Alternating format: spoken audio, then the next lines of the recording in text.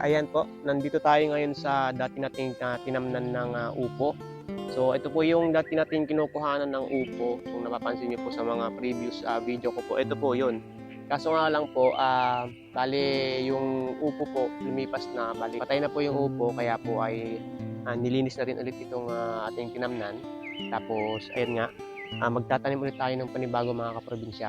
So kahapon ko ito tinabasan at ngayon yung tira ko kahapon, bali itinuloy ko lang po ngayong hapon. So natapos na po natin na tabasan, linisan, bali tatanggalin lang natin yung mga ibang damo, tapos sunugin po natin yung ating tinabas na damo mga kaprobinsya.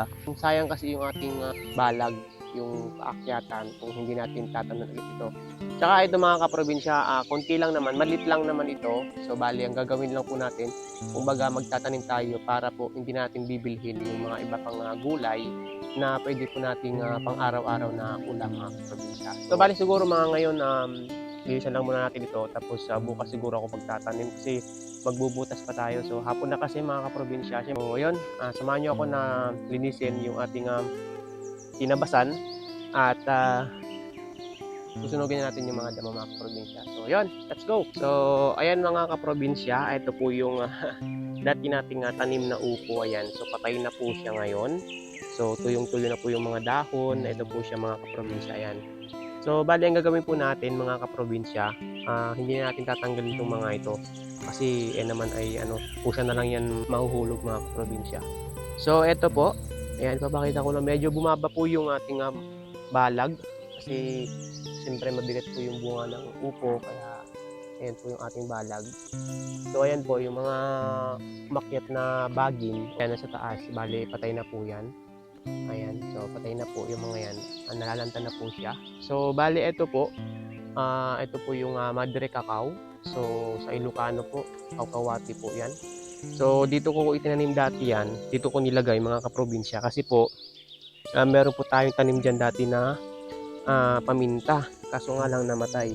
So ito po yung paminta na tanim natin dati. So sayang lang, pero hindi ko na rin siya tatanggalin dahil kung in case man na meron tayong ulit itatanim dyan, pwede natin yung gamitin paakyatan. So ito, balik ko po itong tanan siguro ulit ng talong. So i-spray na lang po natin yan ng pandamo. Ayan. So masukal na rin siya. Ayan.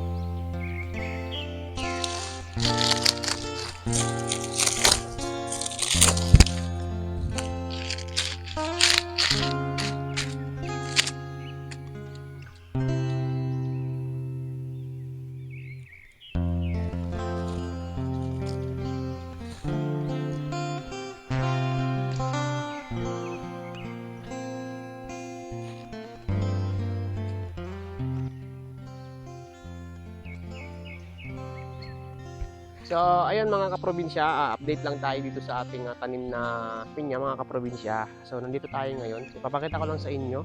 So, medyo masukal na rin siya. So, ito siya mga kaprobinsya, yung ating tanim noon na pinya. Ayan, so malalaki na po siya. Ito po yung galing sa Cagayan Valley mga kaprobinsya na ating itinanim. Bale, ito po yung bigay po ng ating itay. So, ayan po siya. Ayan. So, malalaki na po siya. Ayan. Ito na po yung mga tanim natin. So, yung nasa baba mga kaprobinsya, ayan, papakita ko sa inyo. Ayan.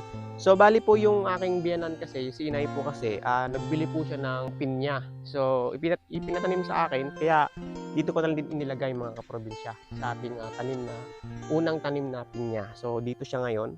So, inilagay ko lang dito sa baba. Hinawanan ko lang sa baba. Ayan po. Hinawanan ko lang po sa baba.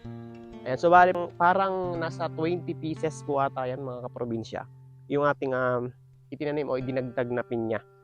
So malalaki na siya. Ayan, no? So bari parang 2 weeks na ata mga kaprobinsya kung naitanim ito pinya. So ayan. So, bali dito, hindi ko pa nagagamasan.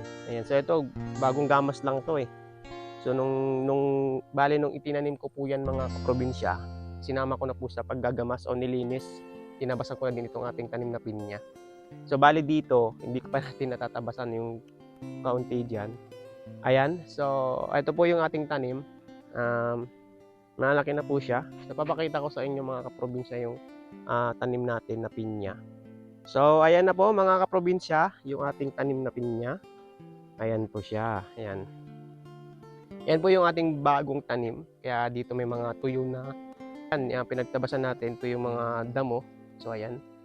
Ayan po. So, ayan. So, maraming salamat kay tatay. Shout out kay tatay ko na sa Cagayan Valley. Salamat po sa ibigay niyong pinya. So, mga ilang taon pa kaya po ito bago po mamunga. Pero importante na itanim na po natin yung pinya, no? So, parang 2 buwan na ito, 1 buwan na natin ito na itanim. Ayan. So, bale masukal na lang po yung iba. Ito, hindi naman yung mga pinya, mga kaprobinsya. Oh. Yan. Tabang matataba yung ating pinya. Yan. So, ayan. So, bale yung iba, talagang sadyang maliliit po yan nung ating itinanim. Pero iba-iba naman na po ngayon. Malaki naman na po. So, bale, siguro pag nakatanim na po tayo dun sa ating hinahawanan ngayon, ay gagamasan natin ulit ito. Para hindi po siya malubog sa damo.